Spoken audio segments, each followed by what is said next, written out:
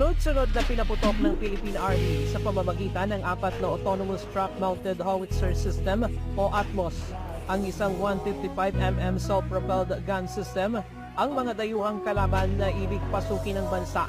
Kaya naman sinimulan ng Army ang unang bahagi ng defense system para ipagtanggol sa kalaban ang Pilipinas sa pamamagitan ng Combined Arms Operation, gaya ng paggamit ng tangke at artillery.